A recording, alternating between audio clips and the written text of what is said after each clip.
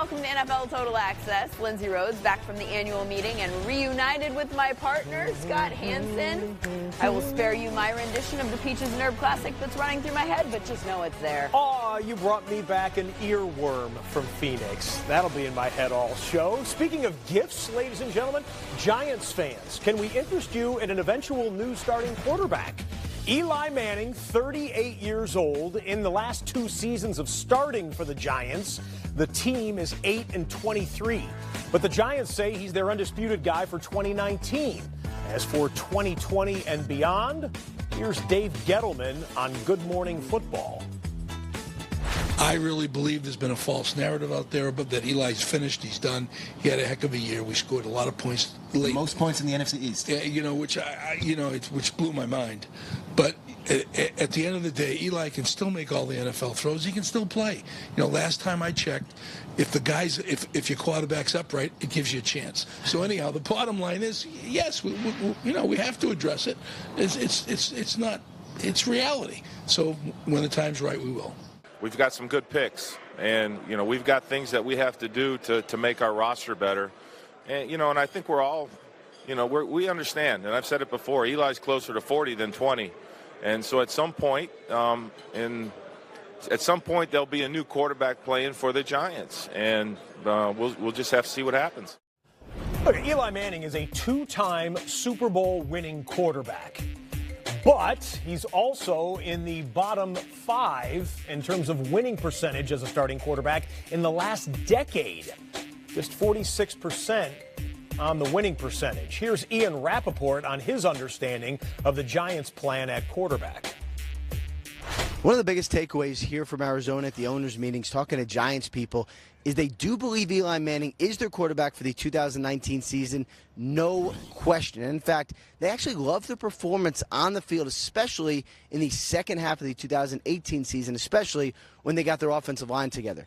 That is exactly what they are expecting from Manning this coming season and potentially beyond. So if you take that question away, what the Giants are now looking for is their next franchise quarterback. And, of course, with the Odell Beckham trade, getting the big haul from the Cleveland Browns, they do take on some dead money for Odell's contract this season. But more importantly for them, they now have 2 big-time first-rounders, number 6 and number 17. So what they have given themselves is options. Yes, they could take the best quarterback available at number 6. They also could do that at number 17 if the right quarterback falls to them. But perhaps more interestingly, they could take some of those picks and package them for a trade. Could potentially the Giants look at Josh Rosen from the Arizona Cardinals if the Cardinals take Kyler Murray number 1? Yes, in fact, they could. Could they take 6 and 17 and move up for the quarterback into the top 5? They could as well. The Giants have now become the team to watch for this upcoming draft. Interesting tidbits from Ian right there with 3-time Super Bowl champion Willie McGinnis. Now, what is clear is that they feel they can get one more quality year out of Eli Manning. Should they be that confident? Well, I think there's a loyalty to Eli because of what he's done, and they do see some positive and some production, but Eli, the way he's playing now, the production, when you compare it to when he won his Super Bowls 4 or 5 years ago, it's clearly not the same. And I do understand that. But there is a close relationship in the marriage between Eli, the front office, ownership, and all that because it's owned. Now, going forward, you said one more year. I do think he has another good year in him. Okay. But they do need to find a successor.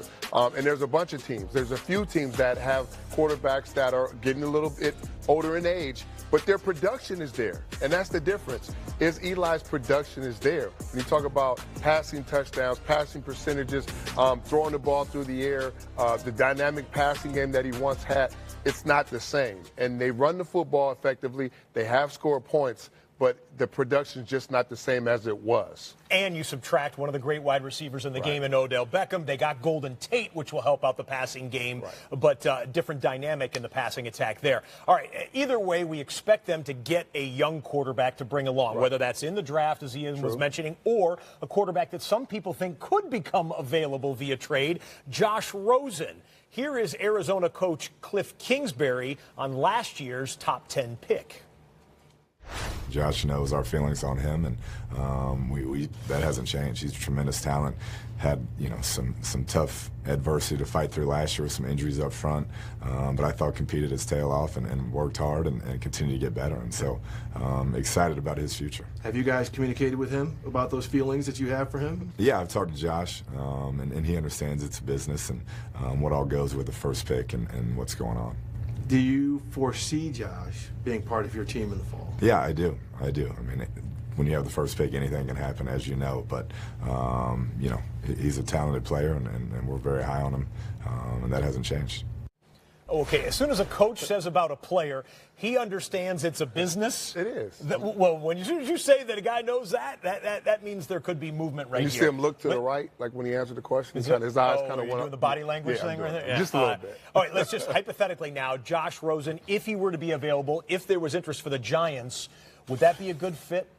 I think so. You talk about Eli playing for one more year, and then coming out in the draft, he was pretty outspoken about wanting to be in New York, liking the city of New York, being able to handle it with his mentality, with his demeanor, and all the different things that goes along with him. So he was openly expressing his love for the city of New York. He's so a why Renaissance not? Man, and he didn't have a great year last year. Yeah, he was a starter, which was supposed to be Bradford, but because of injury or whatever happened with that situation, he was thrusted into the starting position. So his production wasn't at the top of the league. So he's still learning, he's still getting better. So why not sit behind Eli for a year and learn the game and get better and then take over? Any other location you could see for Josh Rosen? Well, there's a few teams that need quarterbacks, but I guess New England. We heard rumors of him being in New England as well. And you have to go somewhere where you're going to challenge him, like with the books, and understand that he's a smart kid. Well, Bill would do that. Josh would do that. Right. He's a student of the game, but he will be challenged mentally, and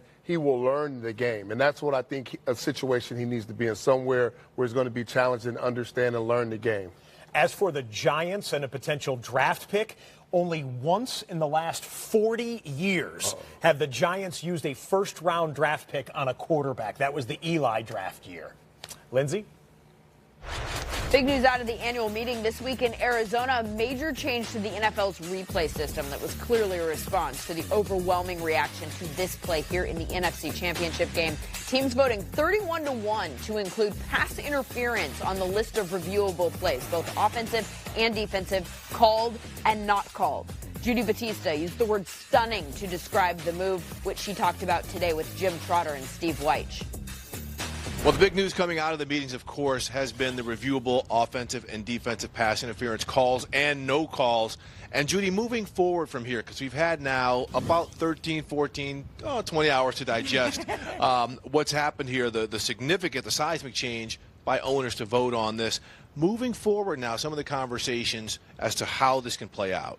So Troy Vincent, who is, as you guys know, the head of football operations for the league, he thinks we're going to see a spike, at least early in the season, in offensive pass interference coming off of challenges. He says that is the call that is hardest for officials to make. It's the one they miss most often. He also made it clear there's been a lot of question about how they will handle Hail Marys. He said they are going to tell officials to be very disciplined on that. They don't want to wipe the Hail Mary out of the game, so hold your fire on the Hail Mary. To Judy's point there, one of the things that pushed this over the finish line, I'm told, is that they took it out of the hands of the coaches in the final 2 minutes. Right. The coaches did not want to have responsibility for that because there was a fear that coaches might, for instance, challenge Hail Marys or challenge something crazy. And so they took that out, and once that happened, momentum occurred for this thing to get past the finish line. Well, speaking of that momentum, I mean, let's kind of go back a little bit. I mean, it wasn't until probably noon Pacific time yesterday when we all started hearing that something might get done. That's because leading up until then, the non-call being reviewable was a non-starter, and there were just a lot of people who once thought, again, a lot of coaches, I should say, who thought once again the owners weren't going to listen to them. Look, the coaches didn't think this was going to get done because that morning I ran into two of them, and one of them said, you know what? I'm scheduled to leave tomorrow, but I'm going to leave today because nothing's happening. This is moving at a glacial pace. There's no optimism that there's going to be a resolution that is workable for the owners. So he left before the vote even occurred, and we know what happened. Look, there was division even on the competition committee. They were Correct. split 4-4, and then they got their act together, and the 4 votes switched, and it was 8-0. I think that was a critical moment. Another critical moment was Roger Goodell went to the owners who were concerned about being able to challenge non-calls and said, we need to get something done. We cannot leave here. Our credibility and our integrity is on the line.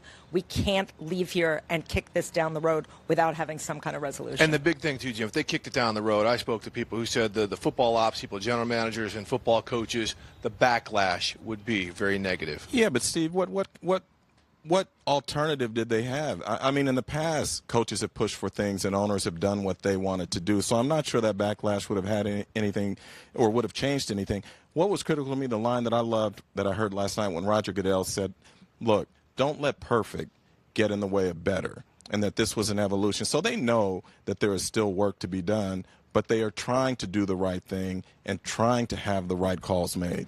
All right, well, we're wrapping up here from Arizona as we send it back to you.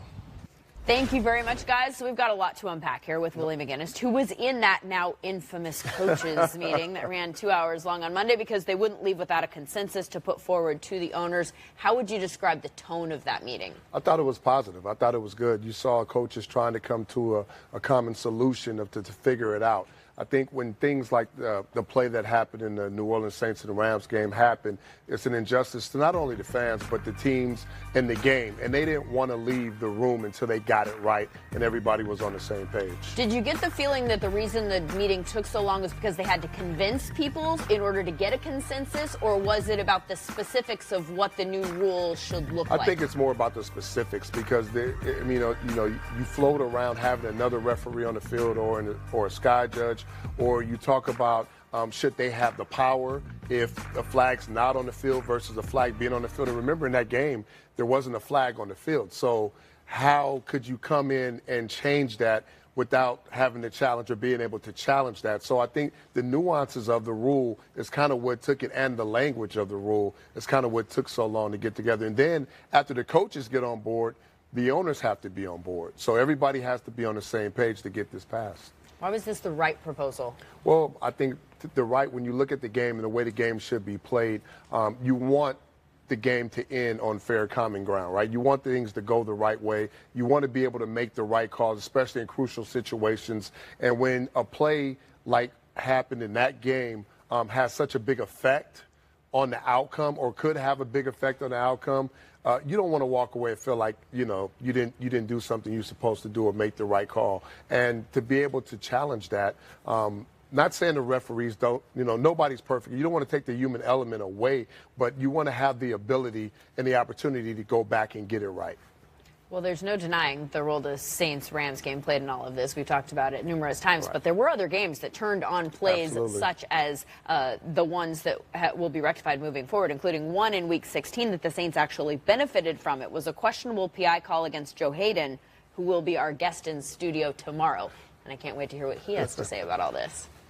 We'll have him as a top 10 pick in next month's draft. Edge rusher Montez Sweat today at Mississippi State Pro Day, 6'6", 245 pounds, and a wingspan that could give a hug from across the room, which thankfully he did not do to Tom Pelissero post-workout in the Pro Day report presented by Lowe's.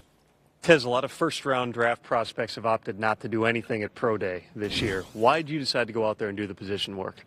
I still feel like I have a lot to prove. I just talk about creating my own destiny, just create my own path, man. I still feel like I have a lot to prove, and just going out there competing, it means everything. They measured you in one more time, too. That 85.5-inch wingspan. Do you know it was going to check in that big? No, I didn't, man. I get a surprise every day, man. But God gave me these blessings, and I just tend to use them how he wants me to. You had a lot of time with teams, I'm sure, through the combine process. Who have you met with around this event, and what are they still trying to figure out about you? I think they're just trying to get to know me more as a person. I met with Carolina, I met with Miami, I met with the Eagles. A lot of ball clubs. I got a lot of top 30 visits scheduled ahead in front of me. So the draft process is not nearly over with, but I'm waiting on April 25th. There's a bunch of pretty good edge rushers in this draft. Talk about Nick Bosa, Josh Allen. Make your pitch. Why should you be the guy who comes off the board first? I'm the best edge rusher, heads down, the best pass rusher, the best run stopper. I mean, I'm going to give you my all every play, 100%, and I just feel like I could be a great addition to your ball club. There was one bit of medical research that teams were doing with you, a pre-existing heart condition that popped up at the combine. What level of concern, if any, is there about that? I was no concern at all. I'm still the same player that played in the SEC and got all those sacks and got all those TFLs. I mean, nothing has changed. It's just they seem to find something, but it doesn't hurt me. I'm more so focused on how the teams look at it, and but nothing is stopping me. All right, so there's a little bit of good news, bad news when it comes to his evaluation by Daniel Jeremiah. The good news is Sweat is a top 10 prospect, according to DJ. The bad news is 3 of the other guys ahead of him are also edge rushers. So when you look on mock drafts, he could be top 10. He could slide a bit depending on the NFL team's needs and where those other edge rushers go. A man who knows about rushing from the edge right now, the next big thing, Willie McGinest. Not that you're the next big thing. You've been a current big thing. I can still be the next big thing. You could. You always are. Montez Sweat could be. Don't sweat the sweat technique, but break down the technique for us. Well, you know what? The thing I like about him, and the reason why I think he won't slide is because of his versatility. He's not just a pass rusher, but he could probably stand up and drop into coverage. He looked real fluid at the combine and doing different things. You talk about getting off the ball, being an edge rusher. Look at the speed coming off the ball. And then here's a double move, setting up tackles. Once you beat him with the speed, now you got him kind of, we say in a blender, they're off balance and don't know what to do. And then his explosiveness. Here he is right here. He's looking at the quarterback. He's on the block to be able to disengage, running down and make the play. And then against the run, okay? These linemen, they want to be cautious. They can't fire off at him because he's so quick. He can make a move and get off the play. He can run down plays from the backside. So when you look at the position coming into the draft and teams that have these sophisticated defenses, you want guys that have flexibility, be able to put his hand in the dirt, rush off the edge, stand up, cover tight ends, cover backs, or drop in the coverage, be fluid, and do a lot of different things. He's that type of player. I think that's why he has so much value. And when Tom and Montez were talking there on camera about the wingspan, we both gave a wow on that one right Absolutely, because defenders, we want to create space to keep linemen away from us, and linemen want to eliminate space. So when you got a wingspan like that, you could do a great job in the pass rush and a lot of other things in the run block of separation. He gave Mississippi State opponents a problem in the last 2 years, 23 sacks for Mr. Sweat. Well, the draft is deep with edge rushers, so who's going to be the next big thing besides Willie McGinest? You can tweet us, #NextBigThing. We're going to reveal your answers later in the show. Hey, 4 weeks from tomorrow night, gang, it all gets going in Nashville. Nobody covers the draft like NFL Network. A lot of big NFL news stories breaking this week. Here's what's trending, presented by Hyundai, starting with even more reaction to Rob Gronkowski's retirement. A couple of pretty good tight ends weighing in with their congratulations, including one that is going into the Hall of Fame this year. Tony Gonzalez, who calls Gronk's career unbelievable, wishes him nothing but the best in his retirement. Vernon Davis also chiming in today with a picture and a cheers. Nothing but respect for Rob Gronkowski, he says. I've got a ton of respect for this girl right here, Sam Gordon, the 16-year-old girls football player who you may know as the girl in the red dress from the NFL 100 commercial. She lives in Utah. She will be delivering the game ball for the AAF game there on Saturday, the Salt Lake Stallions versus the San Diego Fleet. And then there is this, the retirement of Jordy Nelson, which is trending on Twitter as we speak. And look who broke the news. That is James Rappaport Jones, who joins us right now. JJ, you're breaking retirement news now? You know, I do a little bit of everything, Lens. You know what I mean? I'm just, trying to be versatile. That's it. So he didn't want to make a big retirement announcement himself? No, that's not Jordy, man. He called me. He said, JJ, look, man, I want you to get all the attention. I want you to do all the interviews. I don't want to do none of that. But he said, man, I'm going back to the farm. I'm going back to Riley, Kansas. And I said, man, I got you, man. I'll break it. Okay, so what else did he tell you about why this was the right time for him? Was he emotional? Was he totally sure? What was the tone? Well, he told me that he went to a couple teams. They offered him some good money. He said he went to take a physical, and he said the doctors were like, dang, Jordy, you're extremely healthy. Like, man, you're in very good shape to, be in the NFL for 12-plus years and, the career you put together. And then he said that was kind of an eye-opener. Like, man, all the games he played, all the seasons, and he's getting out of the game healthy. And then he didn't want to move his family again. He just moved them, this past year to Oakland. And he's like, okay, I don't want to have to take him to Seattle or Kansas City and have to move him again.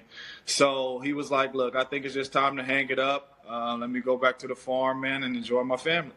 You guys are 1-2 when it comes to receiving touchdowns from Aaron Rodgers. Clearly, he's played a big role in the Packers' recent history, and general manager Brian Gutekunst said today that he will eventually go into the Team Hall of Fame. How do you see his legacy there in Green Bay? Oh, man, listen, he's a no-brainer Hall of Famer, especially in the Green Bay Packers organization, man. And beyond what he did on the field, man, the things that he did off the field in Green Bay, in that community, man, he's a stand-up guy. I'm honored to call him a teammate and go to battle with him, man. And I told him, man, I'm proud of you. I'm happy for you. You made this decision. Now you get to go back on the farm and hang with your family and be able to enjoy them. And he was at peace with it. I told him when I retired, I had a very good piece about retiring. And he said, JJ, this is the right time. I'm at peace with it. I'm ready to enjoy my family. And I just told him, man, well done. James Jones, good catching up. And before I say goodbye, I feel like I need to point out that I have all of the touchdown balls from my career in the NFL in my dining room as well. There you go. I'm sure it's probably like 80 of them. Right, something like that. Thanks, JJ. All right. 12-man flag. And Cam Chancellor's doing so they'll go crazy. We caught it! That's our ball! That's an interception! We got it! Woo-hoo-hoo! We got the football! Woo-hoo-hoo! Woo-hoo! Come on, keep going. Come on, dude. It's in your hammy. Get your arms going. Let's go get the hammy. Touchdown! Oh! That's what I'm talking about. Yes! Pete Carroll's Seahawks a surprise 10-6 squad last season, thanks in large part to another year of outstanding play by Russell Wilson, who is now in line for a new deal with just 1 year left on his current contract. I talked to Pete Carroll yesterday and asked if they wanted to get a new deal done prior to the season starting. We're working at it. Russell's had a fantastic career. He deserves this opportunity, and he's done everything we could ask a guy to do. He's won all the games that many guys have ever won, and he's been as healthy, as can be, and just been a phenomenal competitor. And so we're going to work it out, whatever way we can. I don't know right now how it's going to turn out, but I know it's going to turn out with us playing with Russell, and we love having him on our club. With you playing with Russell, because I know you probably heard about Jimmy Fallon, and I don't know where this New York thing started or how it's taken off, but what do you make of the rumors that kind of infiltrate this type of storyline? That's what the offseason's all about, isn't it? Yeah, so it is what it is. Well, you could file this under off-season talk, too, but Todd Gurley's knee has gotten a lot of attention since the Super Bowl, and the Rams themselves have acknowledged that he might be different moving forward. General Manager Les Snead talking about lessening his load, going with a Batman and Robin approach at running back. What does that mean exactly? Here's Sean McVay with our Steve Weich. I don't necessarily say manage. It's, being smart and intentional about the approach. And Todd's going to do that. He always does a good job getting himself ready to go. And there's a lot of things that take place, away from just our off-season program or when these guys are in the building. But, I know Todd's going to get himself ready to work, and he does it with some great players.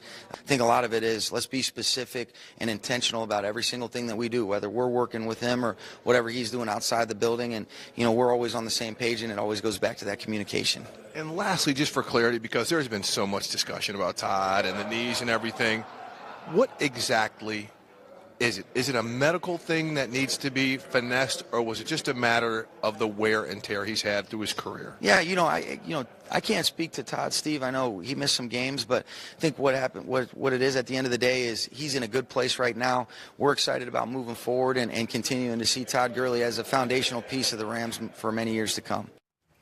And as for the Robin to his Batman, well, the Rams recently matched a Lions offer for Malcolm Brown to keep him in Los Angeles. And if they want to add anyone else through free agency, these players are still out there. N'Keal Harry with a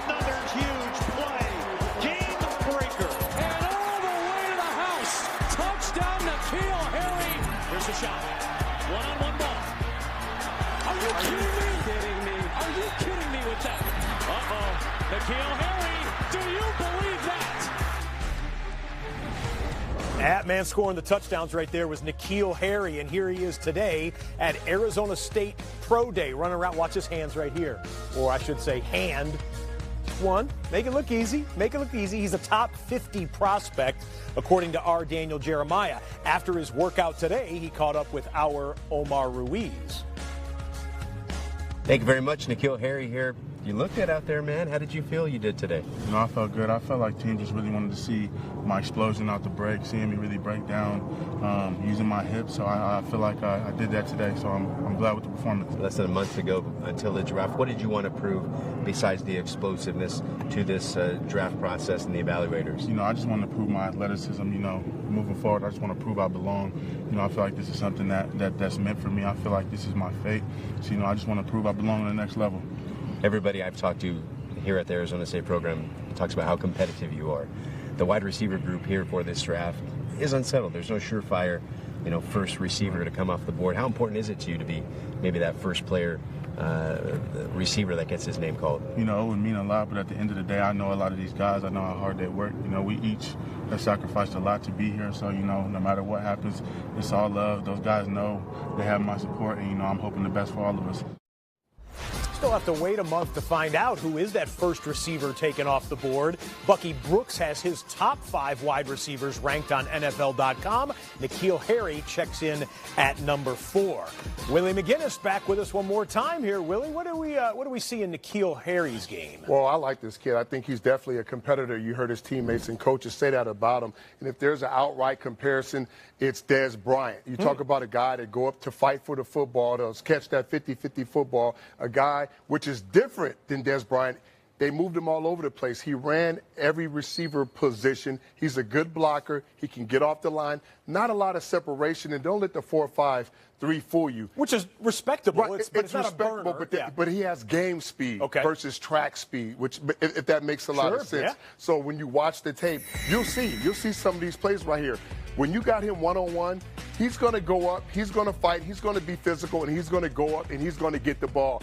Kind of like Dez Bryant. Watch him right here. He has a good eye for the ball, knows how to go up, point the ball, use his body. He's very physical. He's very strong. And then a lot of people say, Scott, best hands in the draft. Okay. Tight ends, receivers, backs, whatever. And you can see that right here against my Trojans.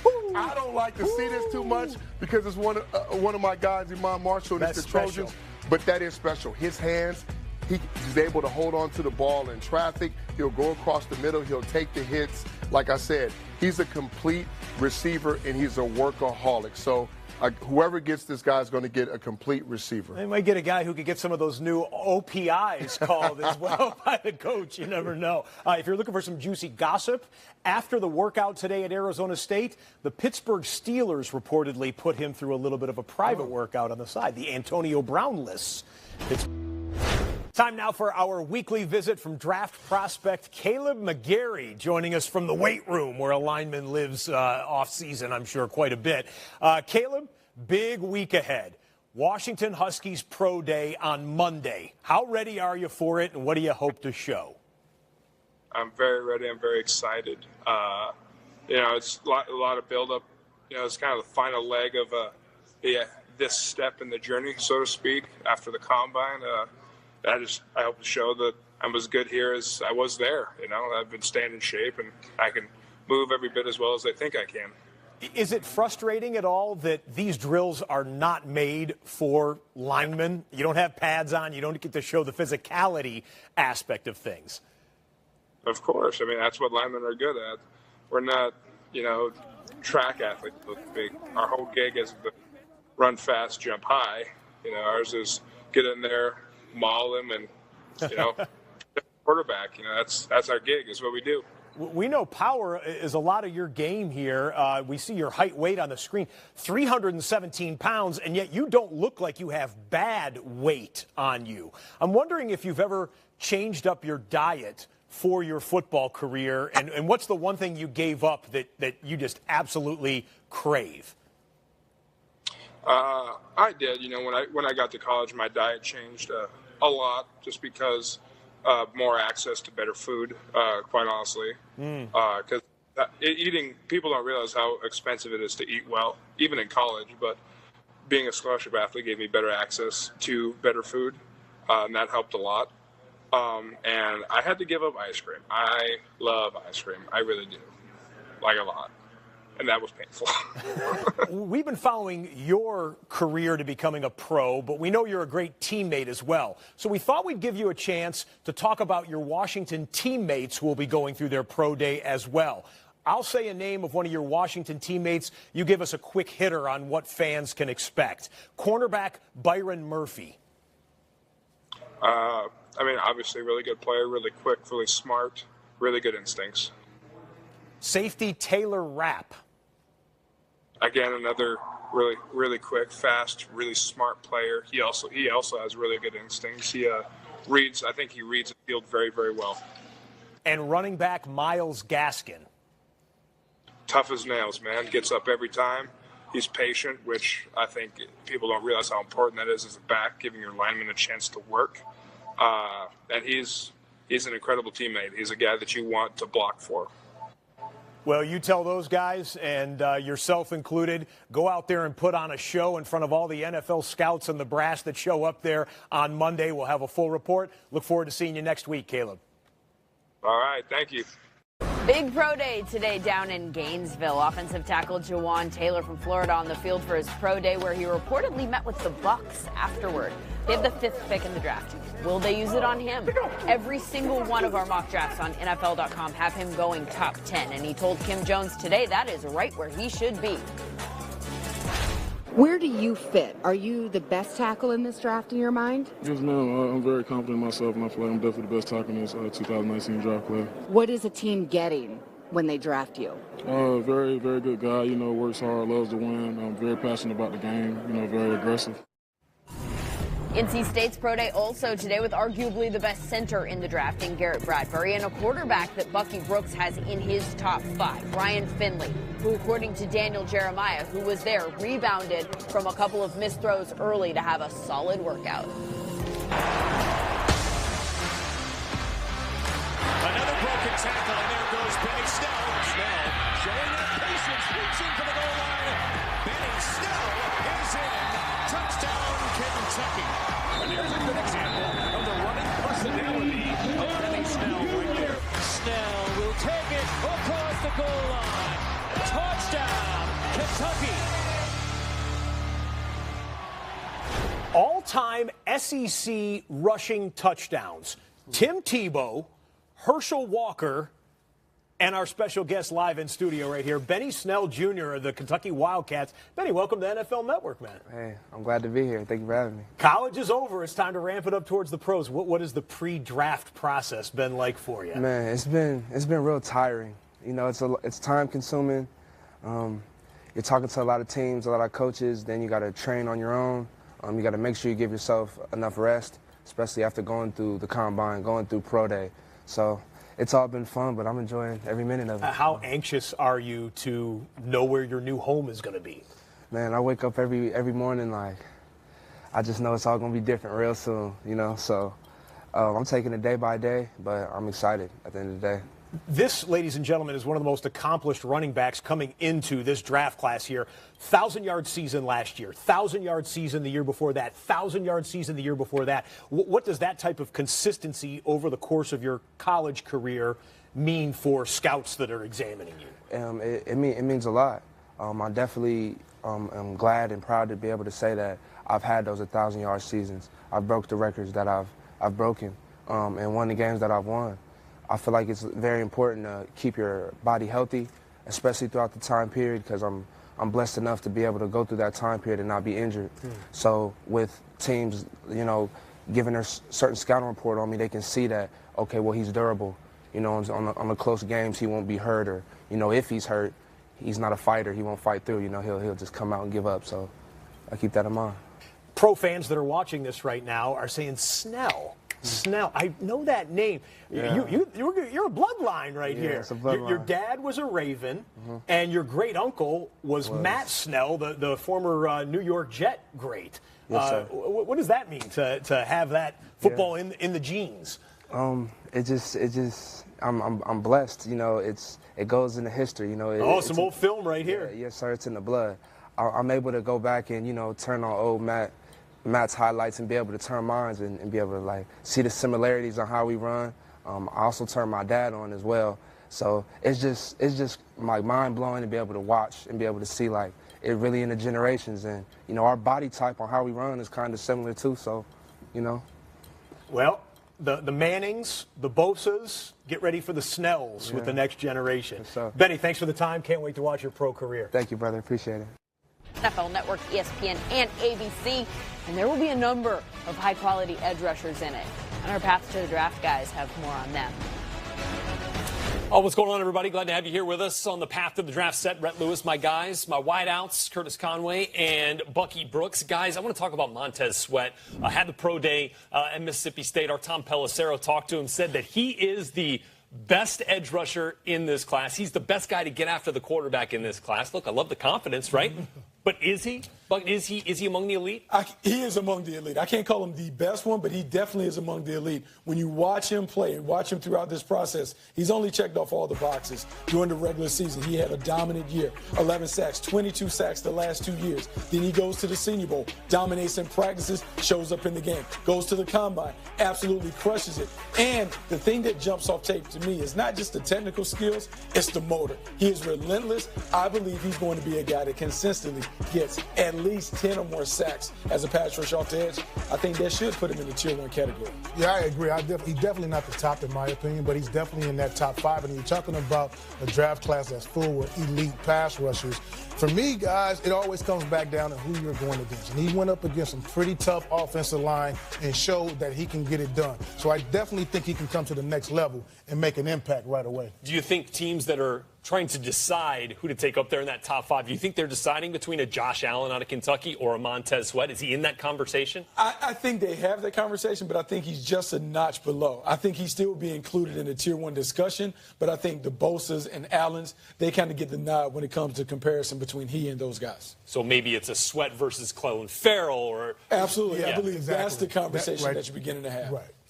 And he's a guy, as you talk about sack production translates, double-digit sacks in each of his last 2 seasons at Mississippi State for Montez Sweat.